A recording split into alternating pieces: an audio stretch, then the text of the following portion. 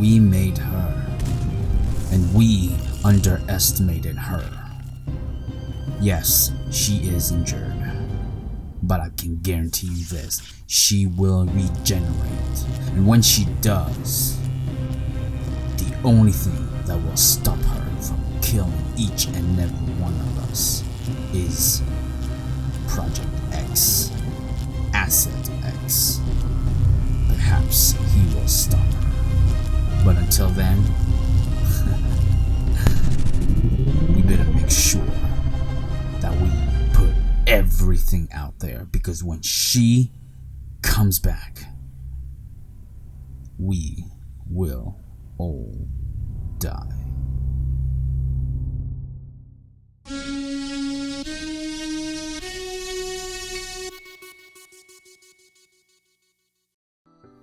Hey everybody, welcome to my channel. My name is Lobo. The channel is called ZooPF Visual Effects. Of course, this is a visual effects channel, guys. For those of you who are new to the channel, if you guys actually enjoyed that video intro, you guys know what to do. Please like and subscribe, as it always helps me make more videos like this for you guys. And for those of you who actually are visual effects artists, hopefully you guys will learn a few tricks and trades in there to go out there and create something even more cool, guys. Alright, that being said, there's no folder to download, as I usually leave folders to download. But for this tutorial, I thought, you know what, I would really love for you guys to go out there and film yourselves doing this, or your friends or some actors, and then bring that footage back and create the visual effects that you actually learned from this tutorial here. Now, the first tutorial was all about me showing you guys how I created this landing effect here, which was really cool. Alright, and this second tutorial, I'm actually going to combine tutorial number 2 and tutorial number 3, so that my next tutorial can just be something completely new, so we're not dragging over this whole entire tutorial here. So what I'm going to show you guys today is how I created this very cool electricity here, this cool effect here, and I'm also going to show you guys how I created this very cool effect here, and also this right here, which I thought was super important to have. As the camera moves down, we see the crack. It helps sell the footage, which was really cool. And of course, we'll finish it up with the eyes here. I'm gonna move super fast through this, so if you guys have questions or confusions, just leave comments down below, okay? That being said, let's get started right here. Man, she looks so cool right now, just like this, okay? So let's minimize that, and here's my actress right here. Once again, her name is Isabel. She has a link that she does a lot of stuff on Instagram. Click on the link, find her, and go from there, okay?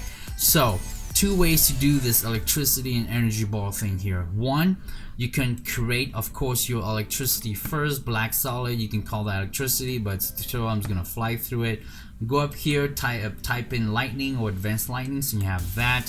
Once you're here, go to strike, because that's what you want. You want an origin and you want an ending point. And you want your ending point to be out, and you want your origin to be right here. How do you know which is which? As you can see here, the origin is moving, and I know that's the origin, okay? So from there, the mistake that I made was from frame by frame, or you know, every 2 or 3 seconds, I control the origin by just moving it where I want it to move. At first I thought it would look cool until I played the whole entire footage, and then I realized the origin was moving all around the places, which made the whole entire visual effects completely horrible. And after that, I just went, you know what, I should have done it the other way first to begin with, which was using the track motion, okay? So I highly recommend you guys to use track motion from now on if you're gonna do anything that requires you tracking some visual effects onto moving actors or moving objects, okay? It's the best way to do that. But I'm glad I made that mistake, so I can share that with you guys, so you guys wouldn't have to make it. Okay, I'm gonna shut that off right now. I'm gonna trick on track motion, and from here, all I'm gonna do is make sure that I can elongate everything just the way I want to. So what I want is, I want to track her hand about right there. So I gotta make sure my tracking is gonna give me enough room to track this area here. But then I also want to make sure that my outer tracking is a little bit further, that passes their hands, so that no matter what, my tracking is staying where the hand is located, but my main tracking is staying exactly where I want it to be, okay? And from there, you have 3 options to do this. You can do page down or page up, and that will move the footage forward or backwards. and let me show you right now. So let me see, this must be because I did it earlier. So yep, okay, so I'm gonna undo that and I'm going to delete this one right here, and his tracking 2, but it's track 1. Hopefully that makes sense for you guys, okay? Because I did a few practice before this tutorial. Now, what I just told you guys, page down, page up will make your footage move down. I'll make your footage move up. So if you choose to do it this way, then you have to click on here, and you also have to click on there. So feature center and attach point. It's going to create 2 key points here, and then if you page down, you just have to decide where you want it to be, and as you can see, it created 2 new points and it went like this. But if you do it this way, once again, you're guessing where things are, so it could just be like my mistake that we made. However, it's gonna be tracked much better, okay? So that's one way you guys can do that, or you guys can do the other way, which is clicking here, and when you click here, it's gonna create 2 points here, and it's gonna keep moving by going onto the next frame because that's what you asked it to do, okay? And if you do it this way, you have a higher chance to make sure that the point stays exactly where you started, because now After Effects is doing everything for you and you don't have to worry about it anymore, okay? So if you want to do keyframes by keyframes, you click here. Now if you, on the other hand, want After Effects to figure out the whole thing for you, and then you'll just go back and fix things as necessary, all you guys do is click this icon here which looks like a play button. What it's going to do is it's just going to go from frames to frames, and After Effects is going to do everything for you. And as you can see, it's staying exactly where it started, and that's what we want, okay? So I'm going to stop it right here so you guys can see for yourselves what After Effects is doing. But let's say that at this point you didn't really like where the point was at. All you guys gotta do is move it, okay? As you move it, the point moves by itself, alright? But I trust After Effects, and the only time you would ever have to do that is if there were a lot of motion blur, or you know, it just did not track where you wanted to track, and it's gonna happen, guys. So okay, even though trust After Effects, still there'll be a few places where you're gonna have to fix that, so just know that you have to know that. From there, it's very simple. I'm gonna stop it there, and I'm gonna go back to my regular composition, and I know that my points are already here, so I'm just going to copy it. I'm gonna bring it back to my electricity, and I'm gonna paste it, okay? Once you paste it, let's bring the electricity back. We can shut this off, and all we're gonna do is use the tracking points, and we're gonna go into our effects, into our advanced lighting, okay? We want the original point to be on the track point, okay? Because the track point is at the hand, and the original point is, it needs to be about right there, okay? So let's go ahead and do that right now. Let's open a track point, and I want you guys to all click on the origin and pick with that to either one, because the feature center and the attach point is exactly the same, okay? But I made a mistake too, but I'm gonna fix that in a few seconds. So once you click on that, it's there. But here's the mistake that I sometimes make a lot. I forget that I need to go right back to the origin of where the tracking started. So the tracking started at the start, so we need to go right to the start, okay? Once you go right to the start, this will be fixed, okay? As you can see, when it was right there, it was totally off, all right? So that's why it's important to start from wherever your tracking point started. Once you have it there, it's pretty much tracked. So if we roll through, look at that, it's exactly where it's supposed to be. And instead of the original point going all over the places because all you did was guessing, it's not being guessed right now. After Effects made sure it would be exactly where it needs to be, and that just gives us more realism to this visual effects, okay? Alright, let's move on to the energy ball here. So just create a new solid, and for that I actually use Video Copilot's optical flare. I went into the options and I went to the light, and I chose the sun, which I choose this one a lot because it looks really good, and again it's pretty much what it is. It looks very close to how the sun looks like, even though the sun is white but not yellow, okay? That being said, once you're here, you click screen and it's right there. Now you might be asking yourselves, asking me, hey, can we use the track point for the flare too. You can if you want the flare to actually be where her hand is, okay? And then you can just increase the brightness and get crazy with it and have some Dragon Ball Z things, effects going on here, okay? You can totally do that, guys. That's totally cool. Alright, but for our effect, we actually wanted the ball to be, you know, somewhere over here, but it's a tutorial, so I'm just gonna move it right there so you guys can see it for yourself. And from there, all I did was I used the position of the optical flare to decide where it was gonna be. So you have to make sure you know which one is moving. As you can see, it's the position X and Y that is moving, okay? So let's say from here we put a keyframe at the position here. We're gonna go back to the electricity. We're also gonna put a keyframe at the direction, okay? And let's just say at the end, as it's moving, we're just gonna make it move right there, all right? And then we're gonna go back to our flare and we're gonna move the flare right here too, okay? And we're just gonna increase the brightness to 120, and let's see what happens. So I'm just gonna click spacebar and I'm just gonna let it run itself for a few seconds, and there it is right there. And I'm going to shut this off, and as you can see, there it is right there. All right, it's following wherever you want it to follow. All right, and guys, that's pretty much how I did this part right here, okay? And all you guys gotta do is the same thing for this hand. And if you guys want to bring more flares, and the same thing, guys, use the position, pick a point on your actor's belt or your belt, and make sure that the flare remains exactly at that point, frame by frame, if you want. Or you can do every other seconds, or every seconds, or every half seconds. It's totally up to you guys, okay? And this is how I pretty much did this part right here, guys.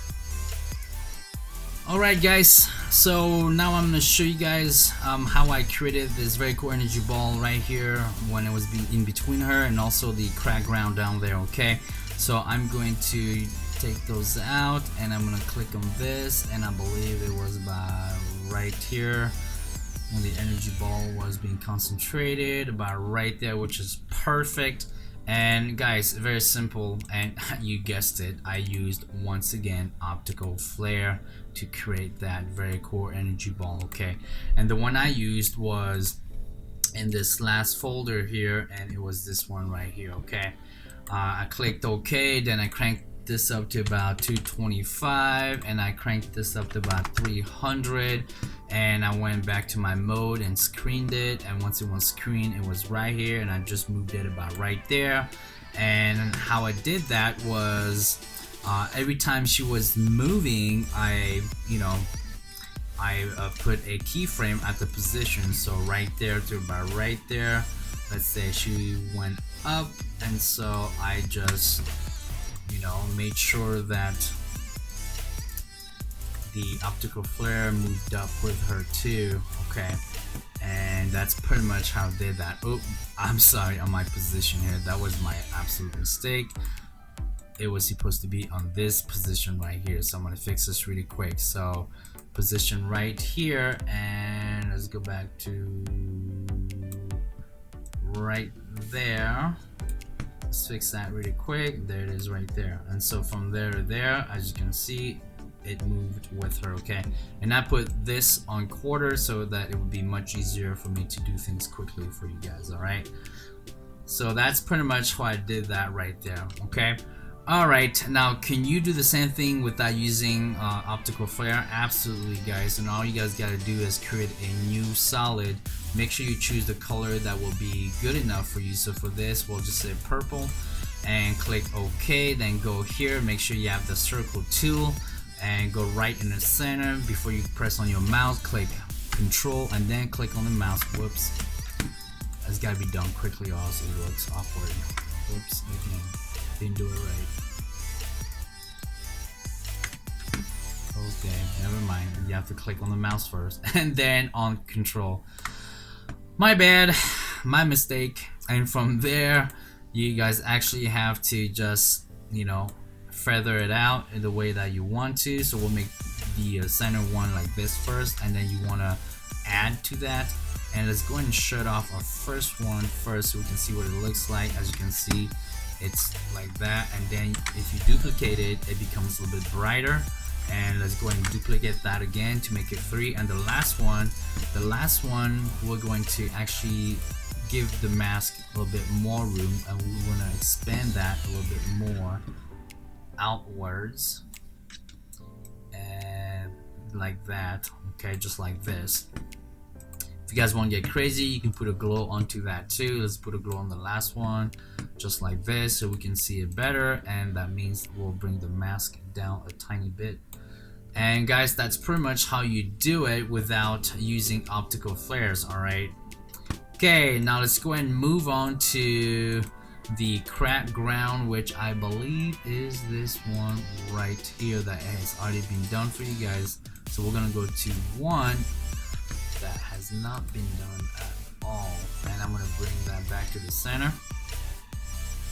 And guys, all you guys have to do is you need to track all the 3D points within our footage right here, so that we can put the cracked ground exactly where it's at. Okay, so you have to go back to your track camera here, and not to track motion, because we're not tracking a specific rock, we are actually tracking the whole entire footage. So when you track on camera, this will pop up, and of course it's gonna tell you it's starting to analyze. You want to click on this icon here, and on the angle I click variable zoom, but if you guys want to get super specific, you guys can click on that too, and then you'll have to tell it your degree of your angle. Okay, but for me it was more like variable zoom. So once you have that, what I'm going to do is I'm actually going to undo that. It should look something like this. Okay, so this is the one that's already been done for you guys, and once it's tracked, everything should look just like this right here. So when we scroll down to about, let me see, where is it? I'm going to go back to quarter so I can move easier through things. So is it about, yeah, about right there. All you guys gotta do is click anywhere that you want your 3D footage to go, and just create a new null in camera. Now of course bring that to the footage that is being done, so it doesn't create any confusion. And from there, of course, bring your cracked ground, which is this one here. We're going to put that beneath everything, and you want to go to your mode, and you want to do some linear light, and you want to make sure that you click this 3D icon here to make that 3D. And from there, we're just gonna link our null. Actually, you know what? I'm gonna throw the null here before the camera. We want to link our positions together. So the cracked ground is right here. It's already in 3D because it looks like this. Click on Alt and pig whip it to this position right here.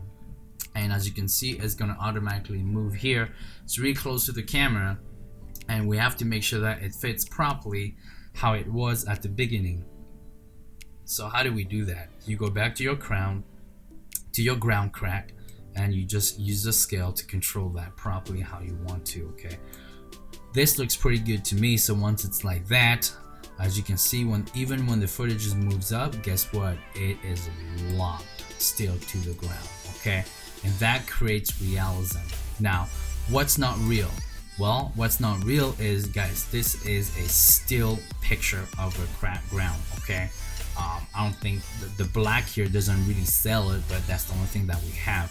What's real is if you reconstructed this whole entire ground in 3D, and you made it crack from a 3D perspective. So you would put you either cut this out, or you put a green screen here, and then you create your 3D cracked ground and you put it on top of the green screen. And you'd have to make sure to take a picture of the ground here as texture for your 3D OBJ. Okay, but since we don't have that, we made this very quick. This is what it looks like, and as you can see, I'm gonna go back to a quarter here. Once I move up and down, it's following, and that creates total realism. Okay, all right guys, that completely takes care of the cracked ground plus the energy ball. Alright guys, the last thing to do here is to do the energy coming with the eyes here. Now I do have to be honest with you guys, I could have done a much better tracking job with the eye. That's why toward the end of the footage, you may have seen that energy on the eye was flickering a little bit or moving up and down a little bit. Because the tracking was not done as best as it could have had, and so on the eye mask I had to move a lot of the points on the eye mask. So if I would have spent more time on the tracking, I would have had spent less time on that, and it would have looked much better. Okay, but that being said, again, I'm never afraid to share with you guys my mistakes because I want to make sure you guys do it properly. Okay, that being said, let's go ahead and undo these really quick, and let's just go straight down to the eye section here, and I'll move my key point back here. So how did I do this? Very simple, guys. I used the track motion once again, and I just go ahead and tracked her eyes, and that's pretty much how I did that. So I moved to a point where she started to open her eyes quite a bit, and I just went ahead and tracked her eyes. Now I'm going to share with you guys my mistake right away. So my mistake was I tracked this point down here instead of tracking the very center of her eyes, which is exactly what I should have done to begin with. But now that you guys know what I did wrong, you guys will have a better understanding of what you should do on your own. Okay, so once you have this point here, again guys, either you track one frame forward, or you track the whole entire footage, or you guys do page down, page up, and you track her eyes, or your eyes, or your friend's eyes, or your actor's eyes. Okay, once you have that completed, it should look something like this. Okay, so if I went back to track a point and I clicked on that, it would look something like this. And as you guys can see, my tracking was good, but then it was not at a very specific point of the eye, which was my mistake, and it should have been like that. But once you have the eye tracked, all you have to do is create a new solid, and you bring that up, choose the color that you want, and make sure it's on top of the what you tracked. And from there, all you guys have to do is go back to your composition. It's gonna look all red, don't freak out. Click T for opacity, take that down to 50%. Make sure then you go to P, and down here copy the tracking. So copy and paste. You're gonna paste that back into your eye footage, your eye solid. Once it's here like this, your track motions are there. And once again guys, we're tracking the position here, so alt click, pig whip it to attach point or feature center, up to you guys, doesn't matter. Once it's tracked, your solid is completely tracked to the eye here. Okay, and that's very important too. Now once we have it like this, the next thing for us to do is, of course, look again, I made that same mistake again. Okay, we have to bring that all the way back to the start here, so that the tracking is exactly where it's supposed to be, which is right in the middle of the eye. So we're gonna start right there. So once you are here like this, you might be asking yourself, okay, how do we create that light? Very easy. Just go down to your pen tool here and just cut this out, just like this. Okay, once you have that cut out, just go like that, and boom, like this.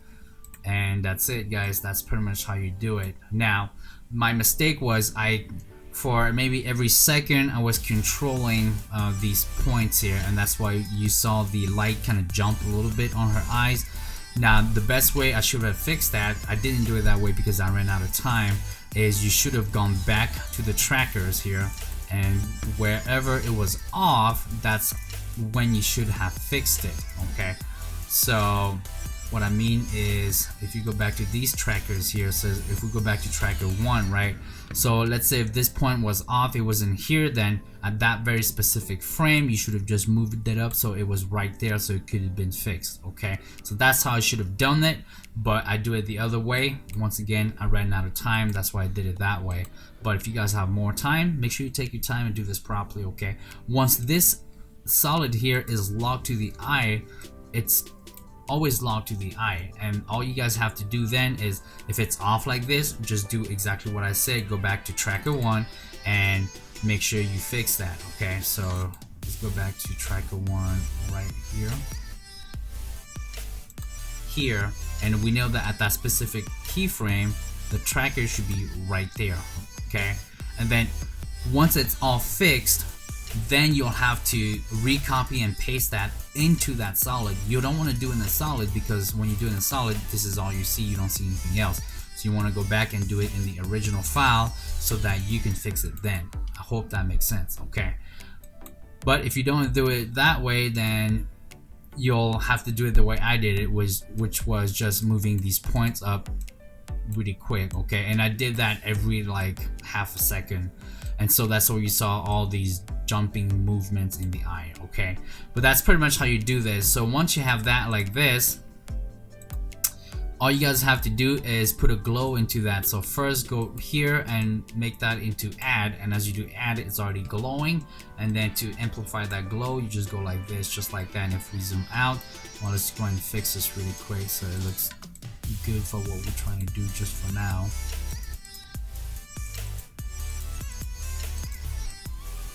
That, like this, and like that. So when you zoom out, it it has that glow just like that. And of course, after that, it's just a matter of deciding if you want to duplicate that a few times to give it a better glow, and just go from there and soften your your mask as an accessory too, okay? But all I wanted to do is show you guys how I did the eyes, also share with you guys my mistakes so that you guys would do it properly too, okay? That being said, that takes care of the eyes, guys.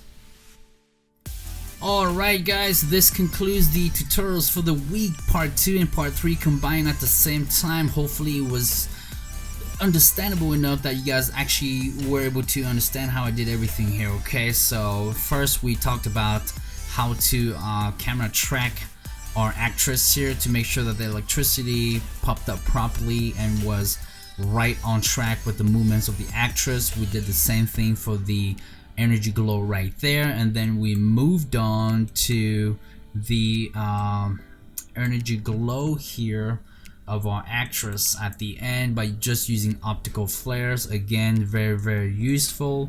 And then of course we moved on to this right here, the crack on the ground, which was, I think, important to sell the shot here so that we could see that, oh, she's not too far from where she landed, and that looks really cool. And of course we moved on to the eye right there, which I also believe was very important to let you guys know where I made my mistakes so that you guys wouldn't make the same mistake, okay? And you guys would do a far better job. But once again, I hope that my workflow was easy enough for you guys to understand, because I moved through this as fast as I possibly could so it doesn't bore you guys too much. But that being said, guys, this is how I created this whole entire scene. And my name is Lobo, and the channel is called ZooPF Visual Effects channel. Hopefully you guys have learned a few tricks and trades here and there from me, and thank you so much for watching as usual. And you guys have been part of my channel, and I will see you guys next time. Bye bye now.